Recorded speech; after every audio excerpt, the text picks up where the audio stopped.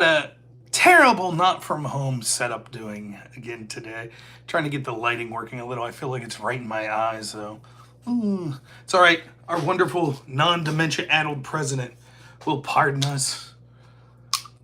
Joe, throw me one of those pardons for my terrible internet setup. Thank you. I don't know of any crimes I've committed. I think I've speeding, double parking, too good looking, all manners of crimes of that nature. Certainly guilty of those things. So, but now it's great to be here. What's up, Rayson? Good to see you again. Thank you. I saw you, old guy. You were first. What's up, everyone? Mr. Sparky. Get good. No pardon for me. In fairness, Hunter is very good at what he does that he needed pardon for. Being the bag man for the Biden family and drugs and guns and hookers and all of that good stuff. So we'll talk about the pardon. Oh, anything else y'all want? Man, it seems like it's been forever since I streamed, but it really hasn't been. It was Friday. Just this Friday I was streaming. Now it's only Monday, but we had a lot of breaking drama stories, and we had director of the FBI announced a good one, and then the guy at the DEA, one of the worst ones, was picked. And then we got the pardon of Hunter Biden. Oh boy. Oh boy, oh boy. Thank you. Robin V has pardoned me for my terrible setup. Thank you so much. Last time people complained because I was in, what do they call it? I know this is landscape format. What's just vertical? Is that what they call it? Vertical format? I don't know. Where's my studio? I'm at work, so I get some downtime here at work. So, of course, as always, even though I'm off the clock, if an emergency would come up, I have to stop streaming, as people know. But that's great. It's great to talk to you all. Vertical is portrait. Okay. Well, I'm in landscape, not portrait. See, that's why we get Sparky. Sparky is like my Jamie. When he's on here, yeah, Joe Rogan has Jamie. Sparky keeps me grounded. Ironically, his name's Aircraft. Well, that pun. You ain't getting that shit on other streams. Thank you, Lewis. You're a little late, though. No, thank you so much. Oh, Enigma's broke, so he's not drunk today. Someone send this man a bottle of alcohol. If I had to guess, Enigma's drink of choice, let's see, Swedish. I'm going to guess... Let's go with vodka with a twist of lime. That's my guess. Not much lime, though. Pretty straight. That's what I think Enigma's drink of choice is. You know, for a while there, when I was an alcoholic, I really liked rum and coke. That's what I drank quite frequently. And then switched to diet. And then if I was drinking liquor, what I would drink would be, because I was trying to watch my sugar intake and my carbonation intake, I would drink a, Finn, I'm sorry. I would drink, they called it a skinny bitch, which is vodka and water. That's what I drink. Vodka water on ice, sometimes with like a little squirt of lemon juice. But that was about it. Minimum proof that something would be classified as vodka. I have no clue. I wasn't that kind of alcoholic that like fancied information on liquors. But so yeah, I used to drink water and vodka. That was, and then I don't really drink much liquor at all. I'll do a shot or two if the occasion arises. But if I do drink anymore, it's some gross light, cheap light beer, like Miller Lite or Busch Light. I did have Moosehead lagers. I bought a 24-pack of Moosehead lager, and I have them in my office fridge. I've been working on them for 2 years, so every once in a while on stream I'll crack one or two. But I just don't drink much at all anymore. And around here, hey, what's up, John Ruck? Thanks for the $2. Can you post or point us to a Barisma debate or what? Yeah, I can't today on my phone, but sure, Wednesday when I get home, I'll bring up some of my Barisma debates and contact. We'll talk a little about Barisma tonight. I'm doing good, Gizmo. How are you doing, man? Anywho, Should be a good show lined up today. Yeah, Raceland, I was told to do that by tomfoolery. Unfortunately, when I'm not at my home office, I can only stream through my phone, and I can't do like streaming multiple platforms like through Restream or anything like that. So, yeah, I'll get that out there, John. So it's been a good day. It's anytime things like this happen, it's always fun. It's fun for me to watch the meltdowns, the hypocrisy. It's just it's good. It's good stuff. I really enjoy it, and to sort of be vindicated in a lot of what I've said. So I think we'll talk about the pardon stuff first. And then, if anybody really wants to, I don't have a deep unless you want to talk about the other subject first. The other subject, which I guess there's two subjects. There's a guy hassling me on Discord about how I need to condemn Andrew Wilson in the Crucible. I guess we could deal with that right now. I don't really get involved in the drama shit all that much. The Wilson's been incredibly generous to me, nice to me. I don't give a shit. I'm not talking negative about them because they've helped my channel out. That's not what it's about. I don't give a shit to delve into their lives and their first marriages and does that mean they're real Christians? I don't do that type of content. I don't do that type of content criticizing people on the right. I don't do that type of content criticizing people on the left. It is clear that my content is massively different than what you would see on the Crucible when it comes to that sort of stuff. I don't mind people that want to delve into people's personal lives and say whether or not that makes you a good moral figure or a good Christian or all of that stuff. I don't really talk about religion much on my show, even though I am a Christian, a bad one at that. That's it. I don't have much else to say. If you want to insult me and call me fat and say that I'm an LGBT lover and that I've been paid off by the Wilsons to not criticize them as this person on my Discord wants to, more power to you. I don't give a shit. I just don't care. There, end of story. So there. We'll nip that in the bud. I enjoy my conversations with Andrew Wilson, with Rachel Wilson, with the other people on the Crucible. I have helped their show out. They have helped my show out. I've donated money to them through Super Chats. They've donated money to me. I've argued against them on the issues that I think they're wrong. The last time I dealt with Andrew Wilson was on Jake Rattlesnake's show where I was calling him a dumbass 2 days before the election. I don't know what else to say. Just stupid. Pardon Andrew. The other topic that I guess I'll dive into sort of related to that is the leaks of intimate videos of the streamer Destiny. I don't give a shit, I guess is my ultimate take on that. It's embarrassing. My first reaction is the biggest way that this story affects me is as follows. I'm so tired. The one serious complaint I have about X, formerly Twitter, is how many gross videos will come up on my timeline just scrolling. And it's not just pornography, but pornography is part of it. Now, it was I also had my moments previous to Elon taking over, where it would just be like, you get into a thread or something like, oh, check out this video of this dog with a GoPro cam on. And then all of a sudden, like, you're scrolling down and there's pornography. And so I really don't want to see anyone engaged in intercourse on my timeline on X. I certainly don't want to see the type of stuff like that I wouldn't be interested in anyways, such as things of a homosexual nature. And I lastly don't want to see, I have zero interest in anyone I've ever interacted with or streaming on seeing them performing any sorts of intimate actions on any other people. So it's a real effing bummer when you're scrolling through and you see that stuff.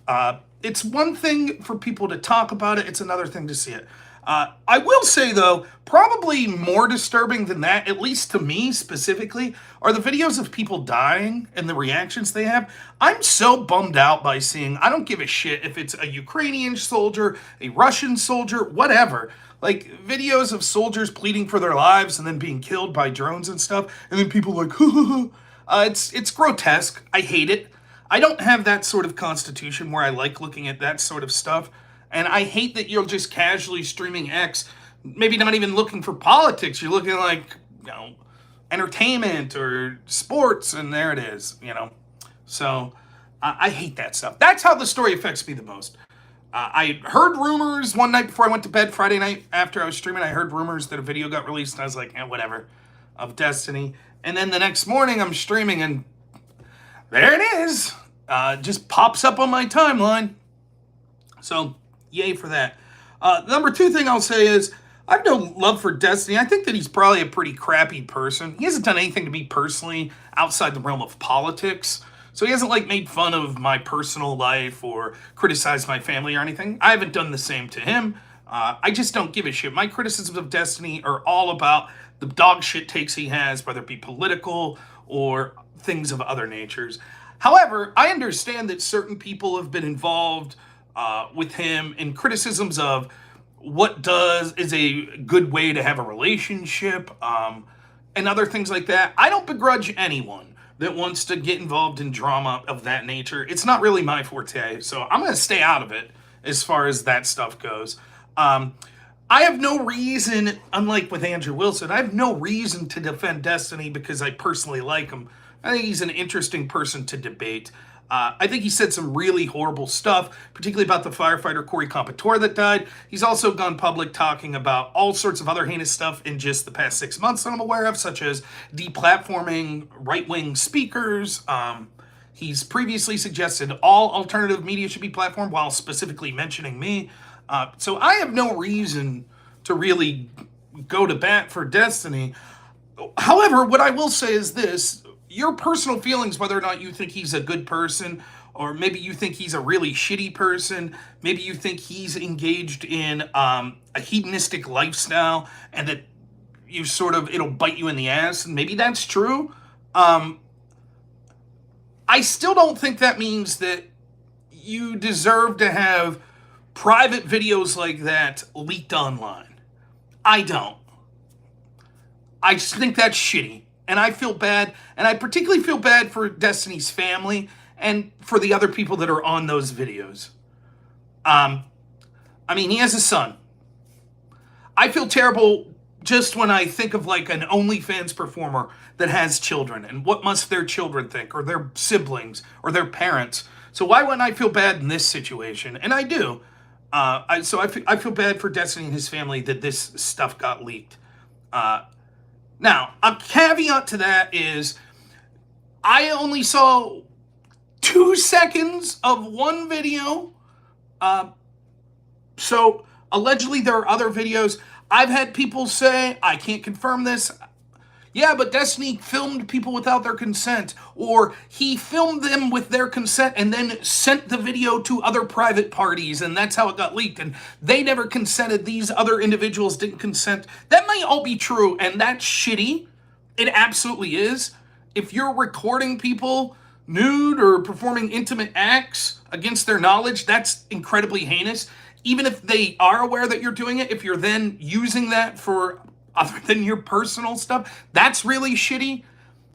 But there are even that, and maybe that's prosecutable, I don't know, but even that is not as bad. It's still real bad. It's not as bad as it being leaked for the world to see. And if you feel bad that allegedly, and I don't know if this is true, but if your take is, well, Destiny deserves these videos being leaked because he leaked, maybe not publicly, but he leaked to private individuals these videos without people's consent. Yeah, but now those people who didn't give the initial consent, instead of just 2 or 3 private individuals seeing it, now it's online forever. And that's still worse. It's magnitudes worse. So I don't know what the situation is as far as how this video was made, what the consent levels of it being made, how it got leaked. I don't know any of that shit. I've heard everything from his explanation that a friend of his from 3 years ago got hacked, is apparently what he said. I've heard other people suggest through blurry screenshots that I didn't give a shit to delve into that much, that he intentionally sent these videos to someone and then they leaked them. And so he intentionally leaked without the consent of the people he was involved with in the videos. I just don't know. I think it's shitty that it got leaked online. Um, Lastly, and I'll say this before I get to that last part. Don't get this twisted, though. I don't give a shit if you want to make fun of Destiny. It's embarrassing. If you want to make fun of him and stuff, that's on you. I'm not saying you're a terrible person. I just don't give a shit. I just don't. I really don't. I didn't give a shit to pick on him about his marriage. I just don't care. I don't. Unless you're blatantly breaking the law, such as being with someone that's underage, forcing yourself on someone in a non-consensual way, I just don't give a shit. I don't care. But if you all want to tee off, that's fine. I don't give a shit either. I just don't care. So it's not really my thing. But that's it. The last thing I'll say is I feel like a broken record on this, but any interaction you're having through any communications whatsoever, whether that be texting, email, phone call, Discord chat, Discord calls, you're videotaping something, you're streaming something, always assume it will be made public. Always. Always. In fact, I go further than that. I screw this up sometimes. But like, if I'm even in a room where I know that there's a camera, like my office where my computer's set up where there's a camera, I won't even go in that room like just in my underwear because there's a chance the camera could be on streaming. Now, certainly I'm on the toilet with my phone and other things like that, which obviously has a camera, but you get my point.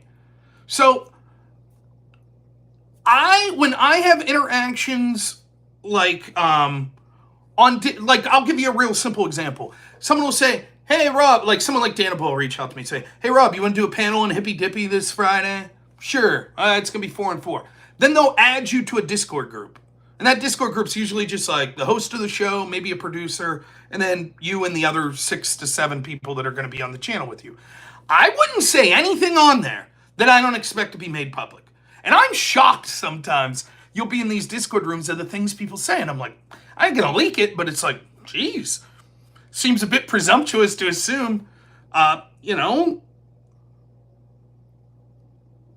it could be something benign, admitting to doing drugs that someone could leak and that could end up harming you in the future. It could be flirtatious comments you're making. We've seen that. It could be shit-talking someone that gets leaked. Even if it's someone that you assume is a good friend of yours, a fellow streamer that agrees with you, you really should assume this stuff could get leaked. I'm just saying. I'll give you an example. There was a streamer named Suspect Sushi. Suspect Sushi was going to the January 6th protest in 2021. He knew that his streamer associate, who he'd done a panel with many times, Dylan Burns, was going to be there. So he messaged Dylan Burns in private and said, look, shit might kick off tomorrow. My understanding from talking to Suspect Sushi on this was they assumed Antifa was going to show up and there was going to be this fight between like the Patriot groups and Antifa people. After January 6th happened, Dylan Burns took that private call message and he sent it to law enforcement. And Suspect Sushi, in part because of that, spent a year in jail. Now, I'm assuming that Suspect Sushi thought him and Dylan were pals. There you go. So, just assume, even if you think, I'm just warning this guy, I don't want to see him get hurt. There you go. My advice would be, as a boring, prudish person, don't film yourself having sex. I never have. I don't think anyone wants to see that. I've never had a reason to do so. If you do that, there's a good chance at some point that may end up in a place that you don't want. So it's probably not a good idea. Just saying. That doesn't mean you deserve it if someone leaks it out. I'm just saying, well, maybe Destiny wanted to leak it out. I don't know.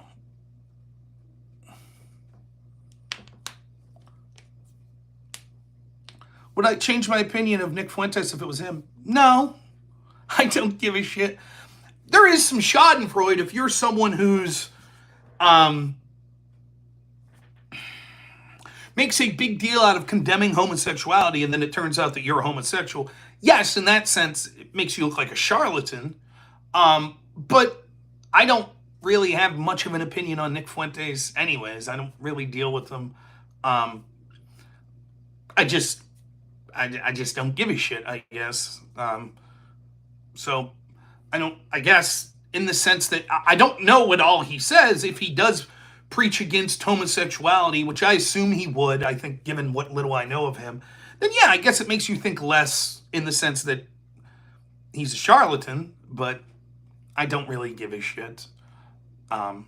So that's it. That's my not very hot take on the Destiny shit. I just don't give a shit. That's it. Embarrassing though, but whatever. So there you go. Let's talk about shit that matters. We got that out of the way. But I had so many people message me and ask me about that. And I'm just like, I don't give a shit. I don't want to see the videos. I have zero interest in the shit. I don't. See, I don't know all this lore. Here's the other thing. I guess I will say this briefly. Like, I'm blessed in so many ways. One of the ways that I'm blessed is that I have what most people would consider a boring life. It didn't used to be that way. I was quite the drunken partier. Travel around the country for a month or so with a band. Used to hit different colleges up all the time drinking. But I was never like a... I don't know, CAD? Is that the word? I was never like hooking up with a bunch of people or anything like that. I was just a drunk. People liked me. I seemed to have fun. But now I'm 40. I have a 3-year-old kid. I have a wife that I've been dating for 14 years. We've been married for 10 years. I started streaming roughly 5-6 years ago. And I have basically all the friends I need. I don't have to have relationships built online. I don't need to be chatting to people in Discord trying to find a date or giving intimate details. In fact, if I'm quite honest, and I did a little bit on stream a week or two ago about this, I like streaming and then being done streaming. I don't really like to get involved in the ins and outs of the parasocial relationships and I don't know much of the lore behind a lot of these characters. All of my focus is put on the political arguments that people have made that I've seen while streaming with them. That's 99% of what I talk about when it comes to other people. In fact, I got some shit I could talk about Hutch today. It has nothing to do with Hutch's personal life. For all I know, Hutch is a model citizen that's helping his neighbors shovel snow out of their driveway and bringing in groceries for his elderly neighbor. I don't know. I don't know if he's married. I don't know if he's straight. I don't know if he's gay. I don't give a shit. My context, Tim's talking about the political arguments he's made. People told me before, he was a gaming streamer for... Great, maybe he's a fantastic gaming streamer. I don't know or care. That's why I say it's easy for me to not hate people from the streaming community because I just don't want to learn enough about people in their personal life. I assume almost all of us that are streaming are shitheads. So that's how I look at it. And I'm glad that I'm boring, And people said, I said that on X, and people were like, yeah, saving this for when Rob's chat logs or videos release, right? So yeah, I don't know. Look, when it comes to yeah, you mean videotaping it? Yeah. I don't know. I never got it. It was not. Look, teach their own. I know people have their own things that they're into. I'm not here. That's not my forte. I'm not here to really bitch about that. So I'm sure that people like Andrew Wilson, who's had very knockdown, drag out arguments with Destiny about the types of relationships that they had and stuff like that. I'm sure he's having a field day with this. More power to him, and more power to all of you that want to make jokes and shit about it. I just don't give a shit. Bubblegum Gun, thank you so much for the $2 donation. Said left are doing damage control trying to disown him. Yeah, I mean, it's literally more embarrassing to have a video of you filleting another man put online. That's more embarrassing. But what's more damaging and will want me to distance more from him was the comments he made after the assassination attempt of Trump. That's worse as far as the caliber of person, in my opinion. But it's not as embarrassing, I guess. I would certainly be incredibly embarrassed if a video of me, even nude, came out, let alone having some sort of intercourse. So that's it. I'm done with this shit. So I don't really care.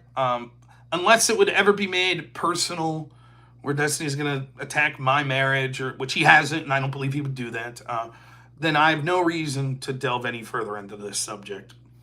I will say, if you're leaking people's videos like that, you're a piece of shit. And if it's against the law, then you should be prosecuted.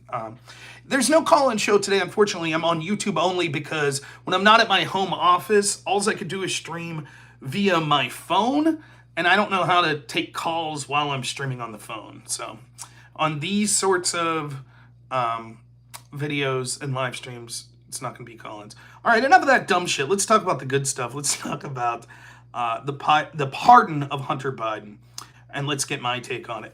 First, let's pour some... if we're going to clip this, so here we go. Someone put it in the chat after the video. This is going to be at 26 minutes and 30 seconds. Okay? So let's start right off the top as what I think about Hunter Biden pardoning, or Joe Biden pardoning his son, Hunter Biden. I don't really care. That's the honest to goodness truth. I had said previously the charges that Hunter Biden got, actually the gun charge, they kind of have a point that probably no one else would have been charged for this. So, ironically, the one serious charge that he got was the one that I was like, That's how I felt. And I thought Trump should have commuted his sentence or pardoned him from that gun charge. I really did. One, because it would have made Trump look good, but more importantly, I thought that charge was garbage. Joe Biden, if he's anything like a normal person, or at least what I think a normal person is, probably loves his son and wanted to pardon his son. If I ever become president and my son gets in trouble and is facing charges, I may pardon him as well. The reason, above all, that I really don't care about this pardon is that for me, I have tried to be pretty consistent on this. It's never been about taking down Joe Biden or Hunter Biden or Hillary Clinton or Barack Obama or pretty much any of these politicians. If they commit crimes of a serious nature, they should be held accountable. But oftentimes what happens is the crimes that we're looking into them for are crimes that almost everyone in Washington is committing, like failing to register as a foreign lobbyist or mishandling classified documents. The problem I've always had, the bigger fish to fry, has always been the institutions that employ a two-tier system on how to approach those. In particular, the FBI, the intel agencies, the State Department, etc. That's the real problem. So for me, it wasn't really about lock her up. Oh, Hillary Clinton needs to go to jail for mishandling classified information. Whoever deleted the subpoenaed emails, Paul Gambetta, he should have went to jail, and then he should have been pressed to see if he was ordered by someone farther up the chain. But as far as the crime of having a server at her home, one of the worst kept secrets in Washington is everybody mishandles this stuff. Now, is it true that Hillary Clinton most likely had that server to hide things from, like, Freedom of Information Act requests? Probably, but good luck proving that. But just the crime of mishandling classified documents, What's outrageous is the two-tiered system and how it's applied by the FBI. So Trump, he'll be charged with obstruction of justice. He'll be charged with mishandling classified documents. Hillary won't, even when her team deletes subpoenaed emails. Joe Biden won't when he mishandles classified documents, and his ghostwriter deletes audio files that he knows are going to be subpoenaed. And so on and so forth. Paul Manafort, goes to jail for failing to register as a foreign lobbyist under the FAR Acts. In the indictment, it says he worked with Hillary Clinton's campaign's managers group, the Podesta group, and yet no one from the Podesta group who committed the same crime at the same time gets charged. I say charge everyone that commits FAR violations or charge no one. But the problem is the selective prosecution, the selective investigations. That's the problem. So as far as the idea of Joe Biden, the man, pardoning his son, to me, it's not a huge deal, particularly getting him off the hook for the crime that he's been convicted for.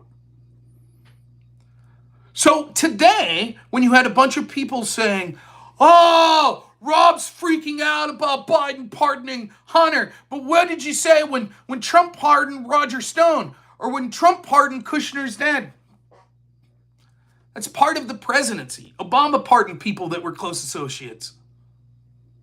Yeah, that shit happens. I didn't like a lot of the pardons that Trump made. He pardoned a lot of like garbage Democrat type people. On my list of concerns, that's very low. Same's true of Biden. I don't care. I'm fully assuming 99% of the time, if a president has their son indicted on a serious crime and they're out the door, they're a lame duck, they're going to pardon their child. That's my take on it.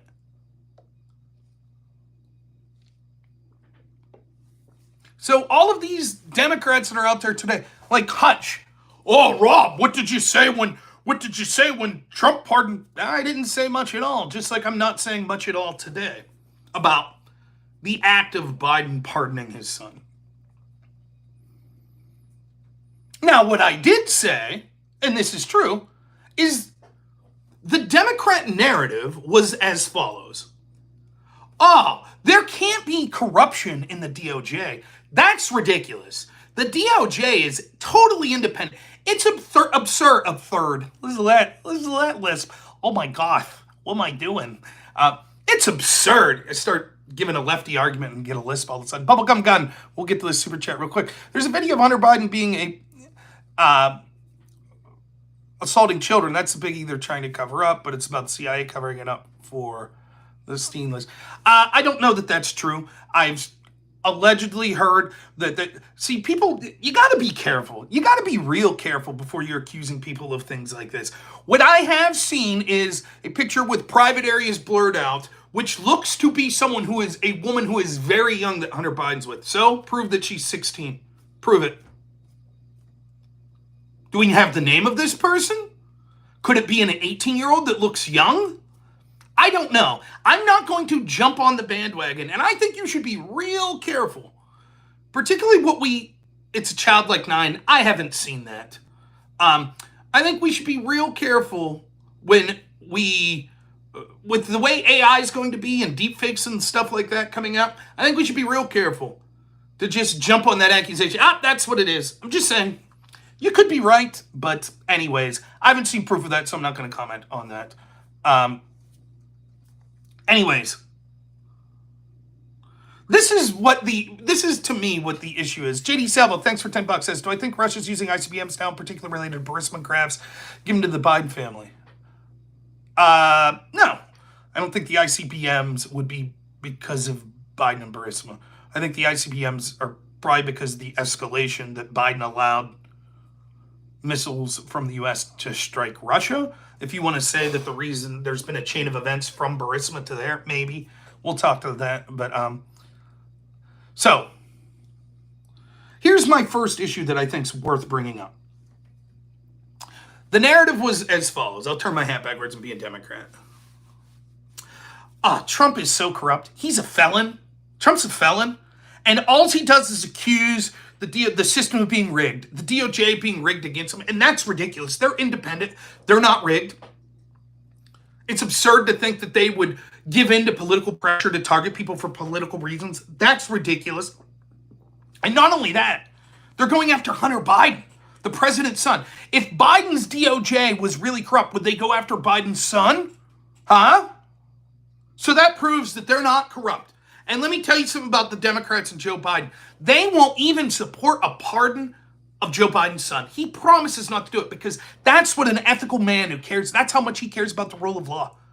And so going into this election here in 2024, oh man, you could choose the felon that doesn't care about the rule of law or the Democrats. When you had someone like the DOJ went after Joe Biden's son and he vowed, I won't pardon him. The answer will always be no because I care about the rule of law.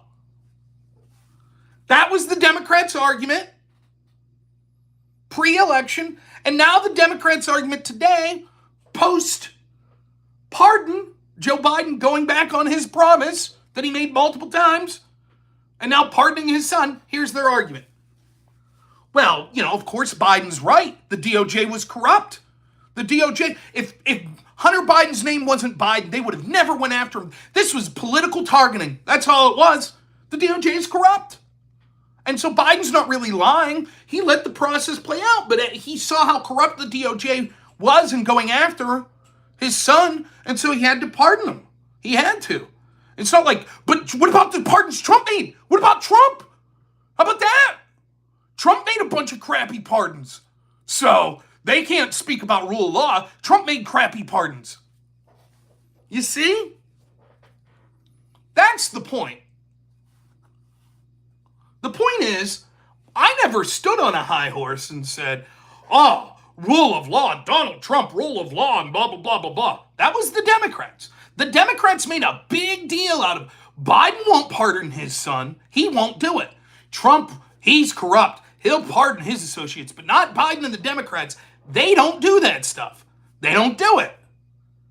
Then when Biden does it, the first thing they say is, what about Trump? What about him? Oh, you don't care about one Trump pardon? Nah, I never really spoke up much about them. Just like I'm not really speaking up much about this pardon. But you did. Now what? Well, Trump did worse. But you said that you guys cared about the rule of law and pardons like this would be heinous. And then the guy you supported just did it.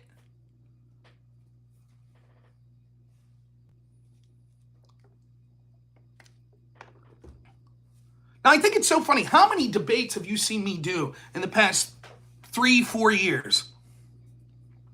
Where they'll want to bring up an issue. This is how they frame everything. They want to bring up an issue where it's like, oh, here's the DOJ, or here's some scandal of Trump. Yeah, let's look what Trump did. Here's a scandal. Mishandled classified information. Okay.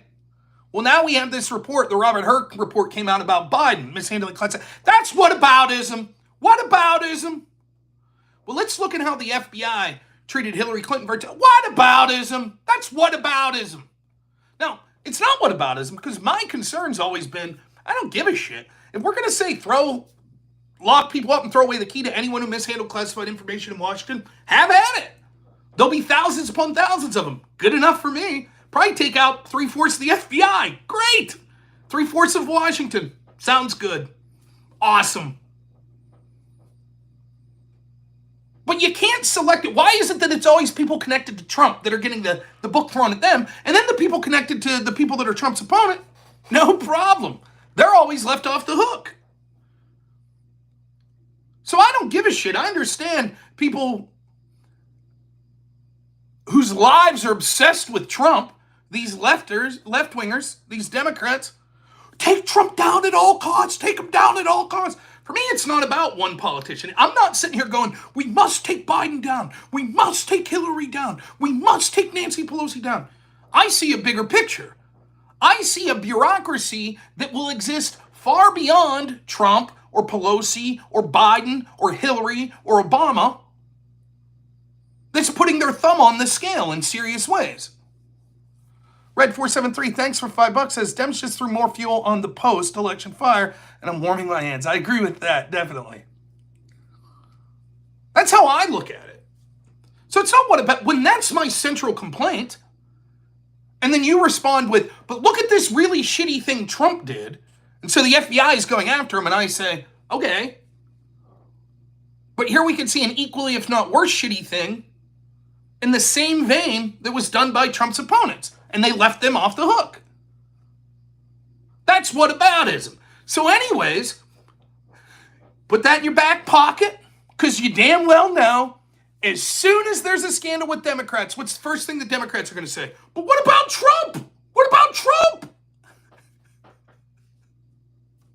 Trump, what about Trump? What about him? You all said that you were better than Trump.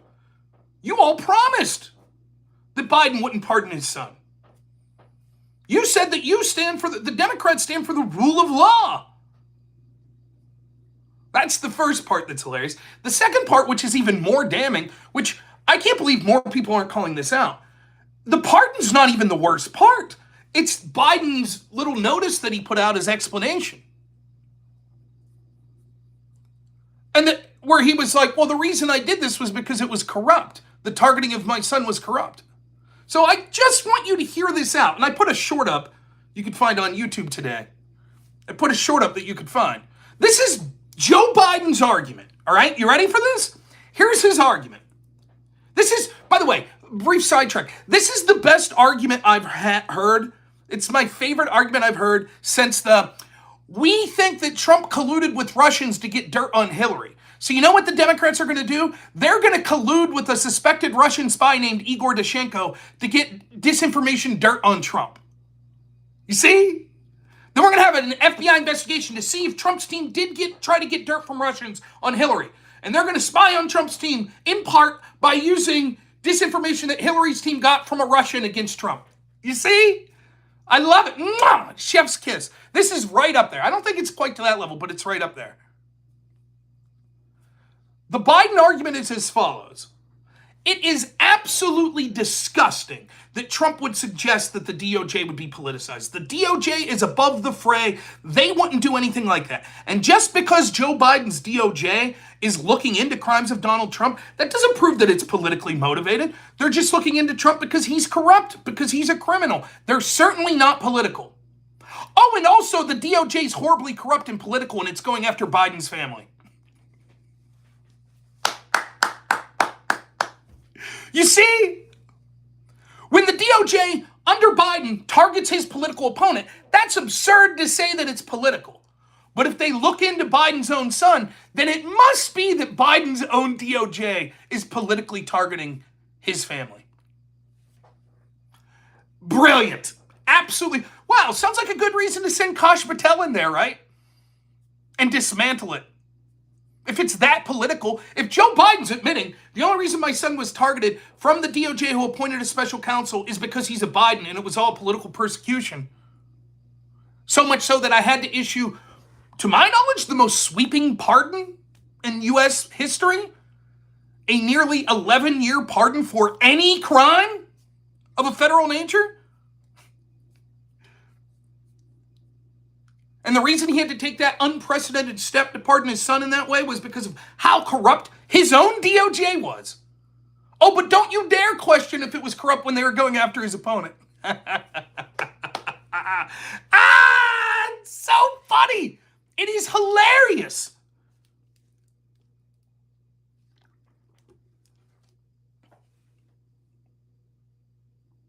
That's the other thing. The pardon is not just... It wouldn't have been so bad if it was just, these crimes, the tax charges, the gun charge. Biden pardons Hunter for that. But it was a sweeping pardon going back to 2014. Coincidentally, the same year that Joe Biden started to really fit into his role as the point person, as VP, in dealing with corruption in Ukraine. And also, coincidentally, April of 2014 was when Hunter Biden started working for Barisma. But Rob, the statute of limitations on foreign lobbying violations is only 5 years. Right, except for a conspiracy charge, that 5-year statute of limitation basically starts when the last effort to cover up the crime ended. In other words, if Biden and Hunter were attempting, while Comer had his House investigation going on, to cover up those lobbying efforts in that investigation in 2023, 2024, then the statute of limitations would not be up on those charges. Hence why the pardon isn't just for a 1 to 2 year period when Hunter Biden was doing drugs, allegedly, and failing to pay his tax and had these guns. It's way past that and way before it. The entire tenure of since Hunter Biden worked at Barisma until now. I wonder why. I wonder why. They didn't find anything in that investigation, didn't they? They didn't, really. Because I read the filings of Weiss's charges against Hunter Biden. They said he committed FARA violations. They didn't charge him, but they put that in the documents of his court trial. FARA violations. And the House investigation, which doesn't have the same investigative powers as, say, a criminal investigation, they found all sorts of things like shell companies and other things that if you got in there with the power to prosecute people, you might actually find crimes. But strange, Biden's DOJ and FBI decided, not worth it. Of course, we had whistleblowers, Shapley and Ziegler from the IRS, who've been vindicated, who said all along, we wanted to look into the bank's statements of Joe Biden. We knew that he was the big guy. We basically got told, nope, you can't look into certain things. You're not allowed to look into Joe Biden. There we go. Now we got a good person but the DOJ charged him. The same DOJ charged him. Right.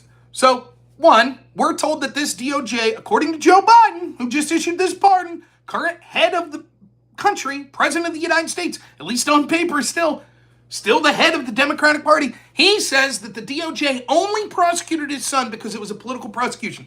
So Biden's own DOJ. When the reality is quite the opposite. The IRS whistleblowers showed that the FBI, even during the Trump years, was preventing them from doing an adequate investigation into this. Secondly, we saw that this DOJ tried, and the special counsel David Weiss tried to give Joe Biden basically the same sweetheart deal that this pardon did. They tried to give him a slap on the wrist, and it was an odd deal that would have gave him immunity for any other crimes that he committed during this time. Now, I told everyone at the time exactly how this would play out. I did it in post on X, which you could go look up, and I did it on many videos here. I said, here's the game. What happened was this. They knew that there was so obvious crimes of Hunter Biden that they had to charge him with something. So they come up with this plea deal that's basically like, tax shit, maybe this gun thing, whatever, it's no big deal. You'll sign this plea deal that basically gives you immunity from everything else. We'll call it a wrap. The monkey wrench in this whole system was the IRS whistleblowers coming out and saying, this is shit. There were all these other crimes that aren't being looked at here. We tried to look into them. We were told by Leslie Wolf at the FBI that we couldn't look into them. We were told by these other offices that we couldn't do all of this stuff, etc., etc. So these whistleblowers come out right before this plea deal is offered. Then the judge, if you remember, I was doing videos of this at the time as it was occurring. The judge starts asking the prosecution like, this is a very unusual plea deal. I've never seen a plea deal like this that sort of offers a blanket immunity for crimes that haven't even been discussed. Can you name me another time in history where you all have done a plea deal like this? And they were like, no. And she's like, yeah, I'm not good with this. And starts asking questions. And the defense was like, we assume it's immunity for everything. The prosecution's like, well, so once it gets made public, then the prosecution rescinds their own plea deal. The sweetheart deal that they tried to give Hunter Biden. Because whistleblowers and one judge spoke up. Oh shit, now they got egg on their face. We got to cover our phony baloney asses here. So what did I tell you they would do? I said, inevitably they'll bring charges against Hunter Biden. But those charges, because there's at this point, there's such a public demand for it. No, the system didn't work. How is that the system worked? The FBI or the special counsel in the DOJ tried to give Hunter Biden a sweetheart deal, and it was only because whistleblowers that were much maligned by the Democrats came up that the deal was broken. Then what they did was, as I predicted, they would charge Hunter Biden with crimes that had nothing to do with his foreign lobbying efforts. because that's the real scandal. The real scandal is that Hunter Biden was selling access to his father, and that his father issued a quid pro quo to fire a prosecutor in Ukraine that was looking into it, and admitted it. Joe Biden admitted that he did that quid pro quo. Admitted it. And they impeached Trump for trying to look into it. So under no circumstances could Hunter Biden be charged with something like that. The DOJ would not do that. Even though it was blatant, even though it was obvious, we know for a fact that Hunter Biden didn't register as a foreign lobbyist. We absolutely know that he was lobbying for not only a foreign interest, but a foreign interest that his father was saying was basically a corrupt, Russian-loving oligarch, criminal. And that's who Hunter Biden was lobbying for. And I said, mark my words, they will not bring FARA charges. Because if they do, and they say, we are charging Hunter Biden with illegally lobbying for a foreign entity, the number one question that people would ask would be, who was he lobbying to? And who do you think that was? Corrupt foreign group is paying him to lobby to who? Well, to powerful Democrats. People like, I don't know, Hunter's father, the then vice president. And that wouldn't look good going into an election where at that point Joe Biden was still running for office. So instead, they charge him with this bullshit gun charge, which I agree was bullshit. Just not in the way the Democrats are saying. It wasn't bullshit, oh my goodness, the DOJ is corrupt. Biden's own DOJ is corrupt against Biden and his family. Quite the opposite. They had to charge him with something. Then Hunter draws out the deal, pleads guilty, knowing all the while that he wasn't ever going to serve a day in jail. Not a chance. Daddy would take care of it. And they said, that's ridiculous. Joe Biden won't pardon his son. No way. Couldn't happen. Never happened. They believe in the rule of law. He wouldn't pardon his son. That's what they said. And then conveniently, it allowed them to run on the area that they're weakest on. They always turn their weakness into a strength. They are politically targeting their opponent, Donald Trump. And they say, nope, it's Trump that will politically target his opponents. And look, when he says we're targeting him, how could that be? We've also gone after Hunter Biden. See? And we're not even pardoning him. You see? Until the election's over and then it doesn't matter anymore. And they could pretend, they don't have to pretend anymore. Just like they did with Joe Biden's cognitive health. Brandon for $5, thank you so much, says, did I see David Weiss say he opposes the request not to charge Hunter just because of the pardon? Also, no pardon for your terrible setup, Rob. Yeah, no pardon for my setup. Yeah, I saw that. Well, I'll delve into that later. JD Salvo for $20, thanks so much, says, Biden declares he withheld aid to get his way. Biden calls to find out about it, gets impeached, laptop of corruption, 50 intel blame Russia, Biden diplomacy shits on any peace or withdrawal from NATO. Right, we'll talk more about that as well. Totally agree, JD. Yeah, I was talking about intimate videos. Here I am with my casting band. And I've been absolutely vindicated. That's what I said would happen. That's exactly what happened. Never charged him with failing to register as a foreign lobbyist because they're trying to bury the investigation into what the fuck was going on. Why was Joe Biden and the entire State Department saying Zlochevsky, the guy that was running Barisma, was this corrupt foreign oligarch? In fact, we're told that they were pissed off that Viktor Shokin, the Ukrainian prosecutor, the head prosecutor, wasn't investigating corrupt oligarchs. In some cases, they specifically mentioned Viktor Shokin. Meanwhile, Joe Biden's son goes and works for him. Board of directors, making $83,000 a month. John Rupp for $2 says, just thanks. Please keep talking for us all. Number one, thanks, John. I appreciate it. That's what was going on. No, these are new. Now, don't make fun of these. These are new. We just got them. We get like new curtains here every 10 years. Don't shit on these.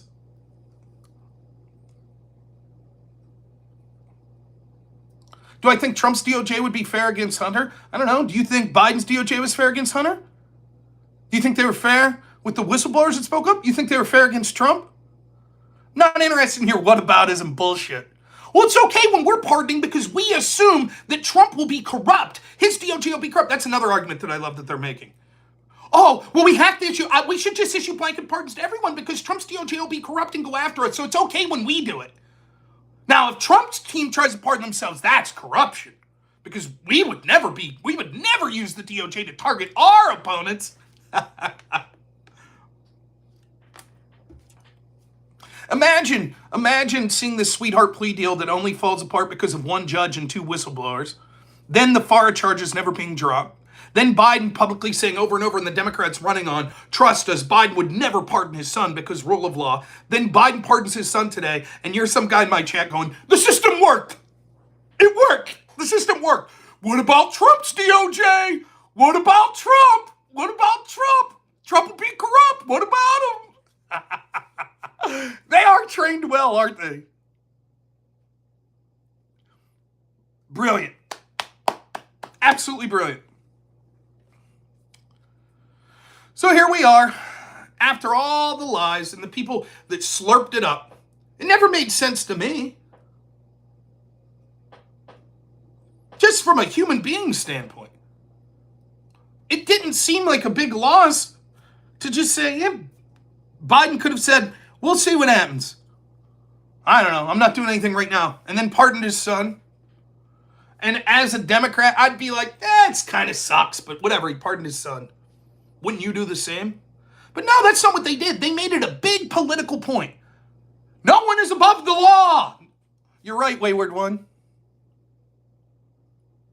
No one is above the law. Joe Biden promised he wouldn't even pardon his son. I saw John Hardwood put out a post on X that said, months ago, that said, Republicans saying that Biden will go back on his promise and pardon his son. They can't contemplate like a moral man like Biden. How do you feel today, asshole? How do you feel? You know what the truth is? None of them give a shit. They don't care. They don't give a shit that they're lying hypocrites.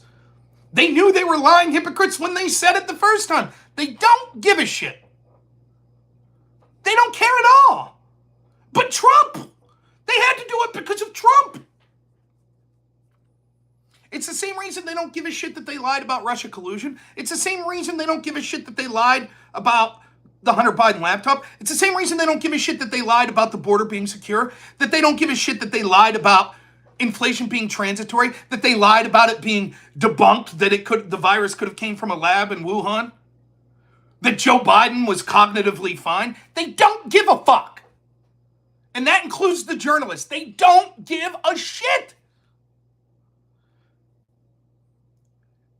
They don't care. Their job is not holding truth to power. Their job is lying for the powerful. That's it. They don't give a shit. Right down to the people you're arguing with on X. They don't care because they think Trump's Hitler, so it's okay. Remember, 1/3 or so of Democrats polled said we would have been better off if Trump had been killed by the assassin's bullet. That's the truth. Do you think the people that think that actually give a shit that they're hypocrites when it comes to this stuff? Of course not. They don't care. So they'll sit there with a straight face and tell you like, well, things changed. Joe Biden didn't lie. That's maybe my favorite comment of today. So there wasn't a video press conference, but there was an audio press conference on Air Force One. And someone asked Karen Jean-Pierre, the press secretary, they asked her, okay, so you said on stage here multiple times that Biden wasn't going to pardon his son now or in the future. Can the American people now say that was a lie? And her answer is something like this. Well, you see, Biden thinks the most important thing is to be truthful. It's very important to be truthful to the American people. And if you read his statement that he put out, he says that in the last paragraph. Oh, okay, makes sense. So there you have it. Let's say you cheat on your spouse, and your spouse says, are you cheating on me? And you say, no. And then they find out you're cheating on them and they say, but here's the evidence you're cheating on me. You lied. And you say, I didn't lie because I think telling the truth's important. And your spouse will go, whew, thank goodness, there for a second I thought you lied. But if you think telling the truth's important, then surely that's not a lie. You can't even make this shit up. You can't make it up. Well, did you lie? Well, no, I think telling the truth's important. Right. Telling the truth is important. So the question is, why did you lie? Well, I think telling the truth's important.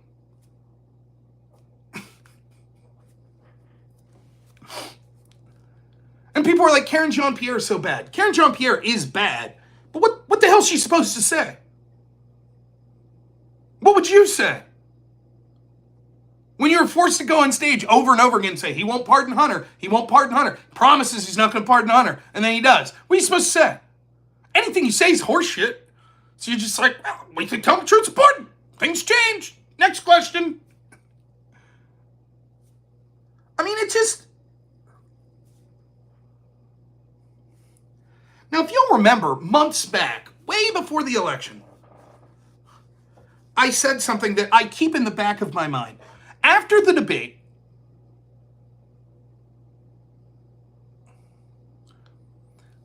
Jack, anytime you want to talk about the nuance of the cases against the Barisma situation, the cases against Trump compared to the other, I'd be happy to talk the nuances. I do it all the time. You call in anytime, we'll set up a nice little discussion about Barisma, right? We can talk about the nuance if you like. The nuance is Donald Trump was impeached for an alleged quid pro quo, which wasn't a quid pro quo, but it was alleged, for wanting to look into the crimes of Joe Biden. And Joe Biden admitted to a quid pro quo to force the firing of a prosecutor who, at least on paper, was looking at his son's company. If Donald Trump forced the firing of a prosecutor who on paper was looking into his son's company, he would have been impeached immediately and there would have been immediate criminal investigations.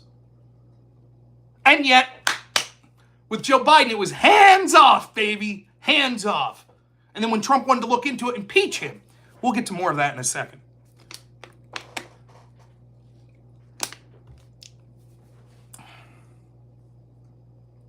Anyways, back to what I was going to say. So after the debate of Biden versus Trump, it became evident to those that it wasn't evident. It was evident to me and most of the people that watch me, but it became evident to normies that Joe Biden had brutal cognitive decline and he wasn't fit to be president, let alone to get elected for another 4 years. And then the very next thing that you should have thought of was, how long did the people around Joe Biden know this? If I knew it for years, how didn't Joe Biden's team, how didn't Kamala Harris know? How didn't Jill Biden know? How didn't Merrick Garland know? How didn't all the members of his cabinet know? How didn't the Democrats in office know? How didn't the mainstream media know? And of course, we've now had all sorts of little articles coming out. Well, back in 2021 at a fundraiser, they were like, uh-oh. And, it was George Clooney came out and said, I knew at this fundraiser. Oh. Meanwhile, when people like me were calling it out from publicly available videos and evidence, they were calling it cheap fakes. We were wrong. We were lying. It's a scandal. Joe Biden, he's the behind the scenes. Remember this? Pete Buttigieg, I remember him doing an interview. Oh, well, as Secretary of Transportation, I have to say, people are saying that Biden has these, speech impediment. They're saying that he's something cognitively wrong with him. But I tell you, we'll have these engineers talking about like roadways and high-speed rail and stuff. And behind the scenes, I'm trying to keep up with them. And Joe Biden's smarter than us all. He's the smartest guy in the room behind the scenes. Remember that? That's what they kept telling you. Behind the scenes, Joe Biden's sharp as a tack. It's just every time we put him in front of cameras, he has obvious cognitive decline. It's all cheap fakes, though. It's all cheap fakes, trust us. It's just a speech impediment. Then, of course, they forced Joe Biden out. They would have been more than happy to keep running with Biden. That's why they did the debate so early. Because if he flubbed up, fine, we'll get the man out. If he's good enough to get through the debate, we could say, hey, he did a debate. He's not debating. Let's keep him in the basement. Win this election. That was the plan. Well, he flubbed up. The American people saw. And so now the same people, the Jake Tappers of the world, oh my goodness, something's wrong with Joe Biden. Really? You didn't see it for the past 4 years? Missed that, huh? Just missed it. They all knew. Every one of them knew. You know how I know they knew? Because I knew, and you knew, and average people knew. So they knew. The old Barack Obama, I read about it in the newspaper when everyone else did. That was always Obama's line when a scandal would break. Oh, I read about it in the newspaper. By the way, brief side note. This is a side note of a side note now, if you're paying attention. I love like people like Nate Silver that are out now like, Biden running cost the Democrats. It was selfish for him to stay in. Dude, fuck you. It was selfish for the Democrats as a whole to cover up for him when it was convenient. They knew for years there was a problem. They just didn't give a shit. They covered it up until after the primary, knowing that the incumbent would de facto win the primary. Then they forced him out after the primary so they could install someone because they didn't trust the American people, in particular, the Democratic voters, to make the choice that the establishment wanted. That's what happened. And I said, in the next years, all sorts of stories are going to break. There'll be stories about Republican corruption. There'll be stories about whoever the president is, Joe Biden, Kamala Harris, Donald Trump. There's going to be all sorts of stories. Why would you believe one word any motherfucker that lied to you about the most obvious thing in the world, Joe Biden's cognitive decline? Why would you believe anything they say? They literally couldn't more blatantly tell you, we don't give a fuck about the truth. We will lie right to your face. We think we're better than you. We know better than you, so shut your fucking mouth and keep eating the shit we shovel to you. That's what they're saying. And so, when you see them pontificate on the rule of law and norms and, well, let's discuss this pardon of Joe Biden. Fuck them. They're blatantly liars. They're only saying what they think helps their agenda out, period. End of story. If they're willing to lie about Joe Biden, the human vegetable that you can see for yourself every time he does a press conference that they've been hiding for years, if they're willing to lie about something so blatant, you think they're not going to lie to you about job numbers? About, well, how much money is going to Ukraine? Well, how corrupt is it for Joe Biden or not corrupt for him to pardon his son? How serious and legitimate are these cases against Donald Trump? You see, things like that are more complicated. That's tough. The average person couldn't tell you a damn thing about the 37 felonies that Trump's convicted of. More than 50% of the people in this country wouldn't have the first clue what it's about. At all. Then you'd have another huge portion of the 50% that are left that would be like, I don't know, something to do with paying Stormy Daniels. It's only going to be like 3 to 4% that could tell you with any specificity what happened. And even them are covering up for just how corrupt it was. First time in history that we've charged criminally a former president with a felony, and it was on a novel legal theory that has never been done before by a state attorney general that just magically, in an almost unprecedented move, someone at the DOJ, the number 2 in command, decided to take a demotion and go work for Alvin Bragg.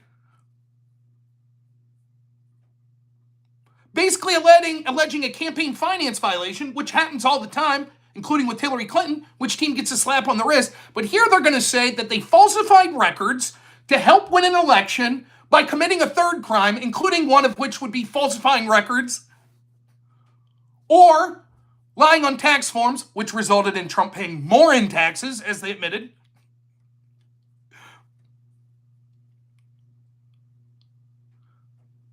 Meanwhile, we already had the FEC weigh in and say, yep, that's what Hillary Clinton's team did. Hillary Clinton's team was based out of New York. Alvin Bragg, out of New York, for the exact same election, already had the evidence for him on a silver platter that Hillary Clinton's team did exactly what they were accusing Trump of in a more blatant way, and they neglected to file charges.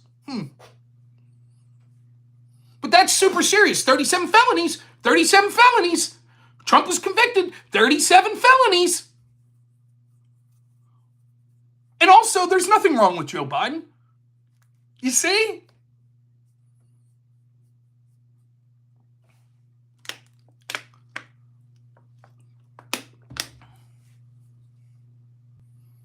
The DOJ would never be corrupt, except when going after Hunter Biden. Then Biden's own DOJ was corrupt going after him.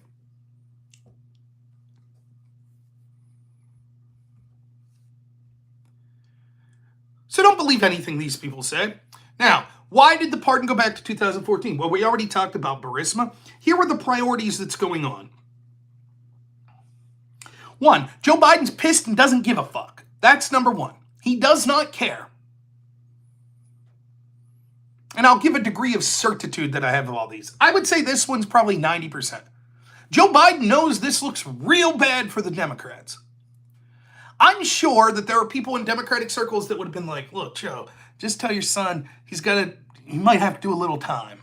He might have to pay a fine and get out and do some probation for a couple years. He don't give a shit. Joe Biden thinks that he would have beat Donald Trump. He thinks that he's fine, and he thinks that he was forced out, and he's pissed. So he don't give a fuck. So if you're an angry father, and you don't give a shit about protecting the image of the Democrats anymore, because you think they just fucked you over, you're going to say, yeah, I'm pardoning my son. For everything. How about that? That's number 1. Number 2, the reason they went back to 2014, specifically, why didn't they go back to 2012? If the argument is, well, because Trump's DOJ, they'll just go after all the Bidens for everything. Okay, then why not pardon Hunter for crimes going back 30 years? Why just since 2014? Or at least make the case since the beginning of Joe Biden's tenure as VP, 2009, right? Why only go to 2014? Just so happened, the Barisma years. Why? If you're really worried that they're going to go after anything. Well, the reason is because they want to cover up the blatant corruption that happened there. And despite all the denials from the same people that told you that Joe Biden didn't have cognitive decline, yes, the real villain isn't Joe Biden, though I'm sure Biden's concerned about him and his family and their associates. The real villain continues to be the intel agencies that allowed this to go. Is there any doubt in anyone's mind that there would have been an immediate special counsel and FBI investigation, probably the largest in the history of this country, the most important in the history of this country, had the name Trump been there instead of the name Biden? Had it been Donald Trump using $1 billion of your tax dollars in a quid pro quo to force the firing of a foreign prosecutor who was looking into his son's company, is there any doubt that there would have been an immediate FBI special counsel investigation? But instead, we saw the exact opposite. Not only didn't they have a serious investigation, then when IRS was looking into this stuff, the FBI stepped on their toes and said, no, you can't look at Joe Biden. We're going to call Biden and tip them off, and we're going to do this and do that.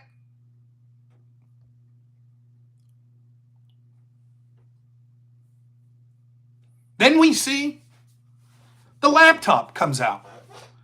We know the FBI was priming the pump. The FBI and other federal organizations.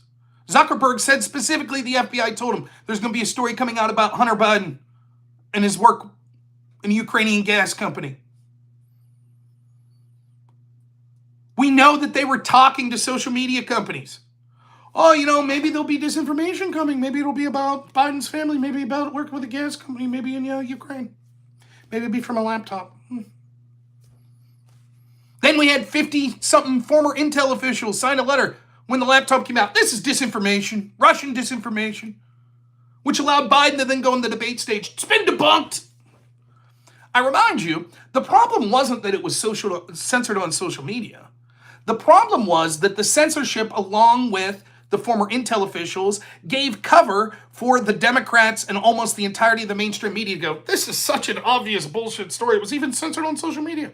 Even almost all these former intel officials, including former heads of the CIA, are admitting this is disinformation. Meanwhile, many of those people still had security clearances, and the FBI knew the laptop was real. They knew it. They didn't give a shit. They lied.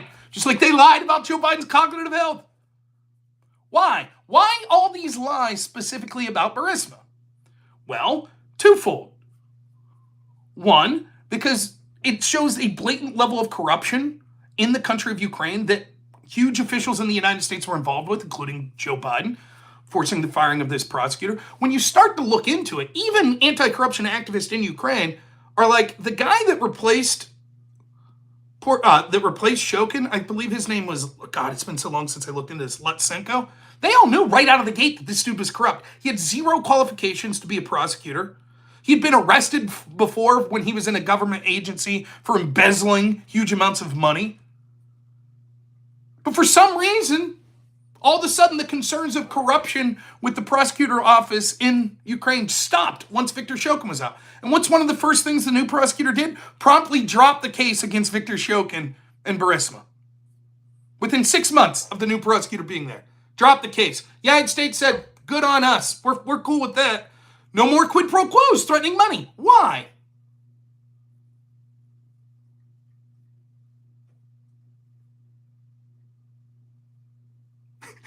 Does he have dementia, or is he an evil genius who remembers everything since 2014? Well, both. It doesn't have to be an evil genius. Do you remember when you corruptly issued a quid pro quo to force the firing of a prosecutor that was looking into your son for his corrupt business dealings?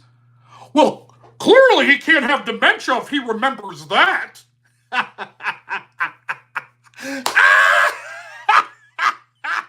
You see how desperate these shills are? Do you see? How could you say that he has cognitive issues and then claim he remembers in 2014 that he issued a quid pro quo? How could you claim that? I guarantee this dude was going to vote for Biden too, who's now saying Joe Biden has such advanced dementia, he can't even remember blatant crimes that he admitted to publicly. Can't even remember that just 10 years ago. Can't remember that. I'd happily vote for the guy. That dude right now in chat was no doubt one of the dudes saying, I don't see evidence of Joe Biden's cognitive decline. It's so funny. It's the classic Democrat argument. Oh, it can't be corrupt because of the insane amount of incompetence. It can't be corrupt. Oh, Joe Biden now, his dementia is so brutal, he can't remember his quid pro quo in 2014. That's been the target of the investigation, the crux of the impeachment into Trump. That's been one of the cruxes into the entire House investigation up into him this year. He couldn't remember that. He has dementia. You can't prosecute Joe Biden for mishandling classified documents. He has dementia. Yesterday we said he didn't have to. That was always one of my favorite arguments too. Joe Biden has just the right amount of dementia that you can't prosecute him for crimes, but just little enough dementia that he could be the president of the United States. Nice Goldilocks period you got there, right? Whoo, these people are great. There's another thing that's going on. By the way, this is something, it's not just Democrats, by the way. Republicans are involved in this shit too. Send a bunch of U.S. tax dollars to a foreign country. Then groups in that foreign country hire family members of U.S. politicians, etc. Send them big amounts of money. What again was Hunter Biden's expertise? He was getting paid $83,000 a month. Does he have any gas or oil expertise? No. Does he have any expertise in the region? No. There he is. He had one amount of expertise. His name. He knew the big guy. That was his expertise. As even his business associate Devin Archer admitted. Oh, by the way, he didn't register as a lobbyist. But there's another angle to look at this. It's not just the generic corruption that goes on. I don't have a lot of details on this, but it comes from a source that I trust, who is Mike Benz, who I've heard talk about this. He claims, and it makes sense if you think about this, and if this is true, then it turns out that Hunter Biden's not as big of a villain in this situation as you would think.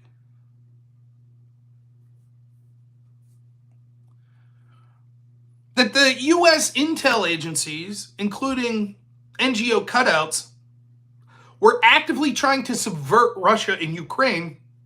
And one of the ways they were doing it was to get on board and control of the energy industry in Ukraine. So they wanted to get these leases from the government so that companies would end up with a controlling stake in would control the energy production in Ukraine, and Russia would no longer be able to. He claims that the ultimate goal is to get access to those energy resources in Ukraine, and that's why there's so much investment, even to this day, in Ukraine. And if that's the case, well, now it would make sense why the FBI, the IRS would be like, sure, let's investigate what's going on with this Barisma thing and this money that's coming. And the FBI would be like, no. And even people at the State Department, there were people like George Kent that said back in 2014, people at the State Department were like, what the fuck is going on? Joe Biden's son's going to work for this corrupt oligarch? What? Because maybe they weren't hand-in-hand involved with what was going on. If that's the case, well, then a criminal investigation, not a House of Representatives investigation, but a criminal investigation with subpoenas power, looking into like the bank accounts of Joe Biden and other things, it might start to turn up some very questionable decisions made by our intel agencies. And you might say, so what? Good. Our intel agencies should be trying to subvert Russia. Well, the problem is, if that information gets made public, Russia would wave it in the air and go, see? You see what the United States was up to? You see? Sending the VP's son? Boy, that'd look real bad for national security. So better keep it all under wraps, huh? Let's charge a gun charge. None of that lobbying shit. Ain't gonna charge that. We don't want any more questions asked. Now, I don't know if that's true or not, but that comes from Mike Benz. But it's something interesting to think about. But it raises another question. Does this mean that any that Trump, Kash Patel, Pam Bondi, the Attorney General Kash Patel, who, if both of them get confirmed, he would be director of the FBI? Does this mean that there's nothing to look into here? No, quite the opposite. First off, this means that if subpoenaed, Hunter Biden now cannot plead the fifth, because you could only plead the fifth against self-incrimination of crimes that you could face consequences for. So at this point, if he's subpoenaed, he would have to accept that subpoena or violate a subpoena, which he could then be thrown in jail for. And then he wouldn't be allowed to plead the fifth, which means he could implicate his uncle Jim Biden, Joe Biden's brother, or Ashley Biden, or Joe Biden himself, which comes to this point. I believe there will be more pardons for the Biden family coming. I also believe he'll try to pardon Trump. But I'll get to that later. But I don't really give a shit about bringing down any of the Bidens. I don't care. The question I want answered is, why did the FBI stop any serious investigation into this obvious corrupt behavior? Obviously. There's so much shit that's obviously corrupt in our system that we just accept. Like, everybody knows that Nancy Pelosi's insider trading. Everyone. We all know it. It's blatant. Doesn't matter. Nothing will be done about it. Everybody knows that the Clinton Foundation was a cutout that was basically pay for play to get to the Clintons. Everybody knows it. All of a sudden, all these donations to the Clinton Foundation dried up as soon as she was no longer in office. I wonder why. We all know what was going on. We know it. We know why Hunter Biden got hired at Barisma. We know what was happening. You know why they fired the prosecutor that was looking into this. But Rob, he wasn't looking into it. Horseshit. Even Devin Archer said, if there was no active investigation from Ukraine going on, then why was Zolchevsky telling Hunter Biden and Devin Archer, we need to stop this investigation. Get back to your people back in the States. Then Archer said Hunter made a call, which he assumed was to Joe Biden. Then weeks later, Joe Biden's on a plane. And in the words of one of the people on the plane, it was Biden himself who came up with the idea. Let's put a quid pro quo on this $1 billion guaranteed loan unless they fire Victor Shokin. Then we had a New York Times reporter, I forget his name, at the time that reported that he talked to people familiar with the matter at Barisma, and they said they were pleased as peach that Viktor Shokin got fired and was replaced by Lutsenko, who they knew would drop the case, which is exactly what happened. Why did no one in the United States, or for that matter, our Western allies, ever speak up when the new corrupt prosecutor came in? And one of the first things they did was the biggest case that they're looking at that was called corrupt when the previous prosecutor wasn't charging it, he decides to drop the case. So much so that Zlochevsky, who had fled Ukraine for being fearful that the prosecutor general at the time, Shokin, was going to arrest him, so he fled the country, had his assets seized. As soon as the new guy dropped the case against him, Zlochevsky came back to Ukraine and celebrated. Then the Atlantic Council, which is a cutout for our CIA, starts doing fundraising events with Zlochevsky.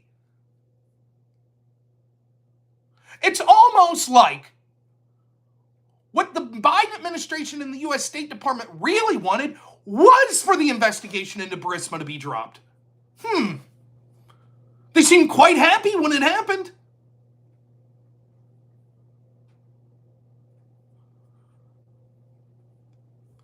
My standard has been quite simple the whole time. Anytime we have a prominent U.S. politician that uses their office and uses your tax dollars to force the firing of a prosecutor who is looking into their family or their family's business, there ought to be an immediate special counsel and investigation, period. End of story.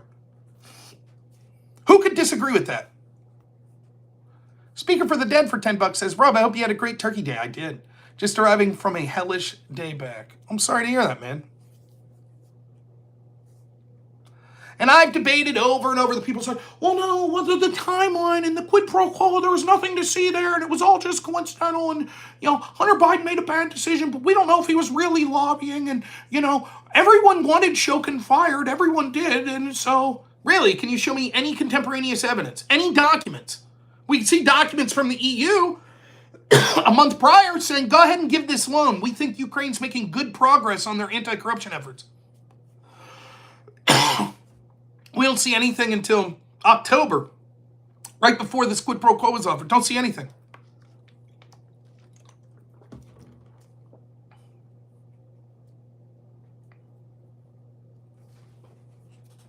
That's the truth. That's what's going on. That's why this pardon goes back to 2014. And that's why there will be more pardons.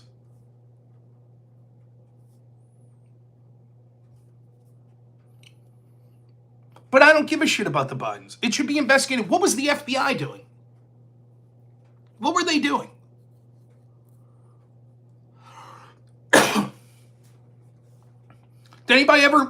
Has there ever been a subpoena on Joe Biden's bank records? Any? Has Joe Biden ever had to sit under oath and explain his quid pro quo? Ever? No. Not at all.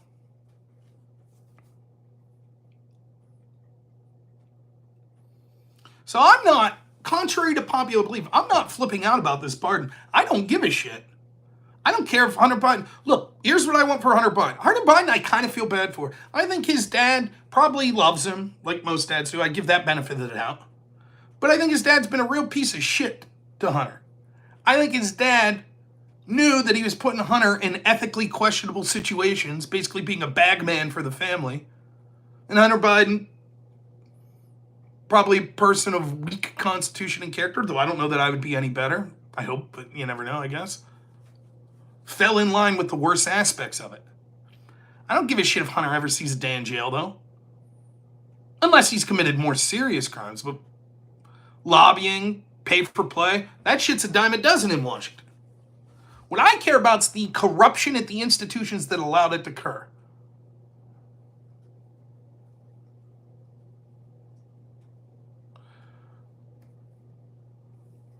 That's what needs to be investigated. What was the FBI doing? What's up with the pressuring and aggression against the IRS whistleblowers?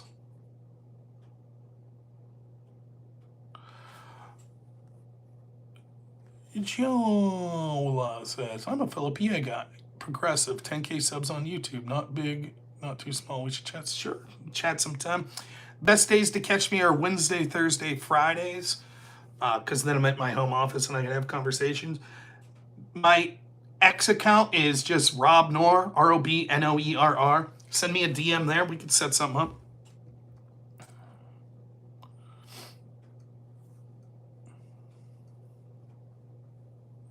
So, the real takeaway is it's the most sweeping pardon that I'm aware of in the history of our country.